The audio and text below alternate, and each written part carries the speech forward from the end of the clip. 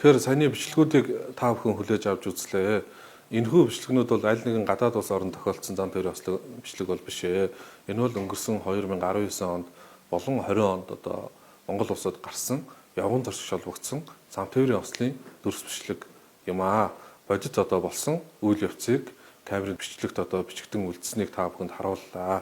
Тэгэхээр явган зорчигч 2018 онд 2633 явган зорчигч, 2019 онд 2089 явган зорчигч, 2020 оны эхний 5 сарын байдлаар 400 орчим явган зорчигч зам тээврийн ослогт өртсөн ийм одоо тоо баримт бол харагдаж байна.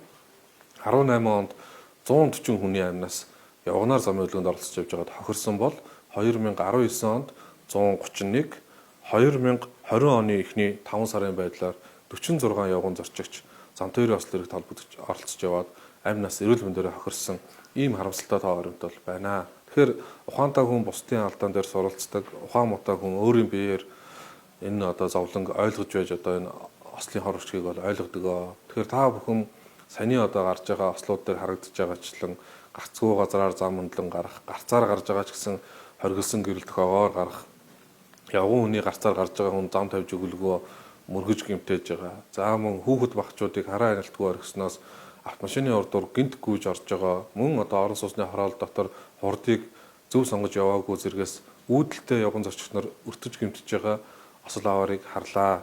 Тэгэхээр та бүхэн цаашдаа явганаар замын хөдөлгөөнд оролцохдоо гарцаараа гараарай, гэрлээрээ гараарай, үр хүүхдээ өргөлж хараа хяналттай өөрөөсөө салгалгүйгээр замын хөдөлгөөнд зөв зохистой оролцуулаарай. Жолооч нар ч гэсэн явган зорчигч нартай хүндэтгэлтэй хандаж, аль болох аюулгүй байдлаа хангаж явган зорчигч ихээр зорчдог зам талбайгаар явахдаа хурдаа зөв сонгож явахыг жолооч нартаа анхааруулж хэлье.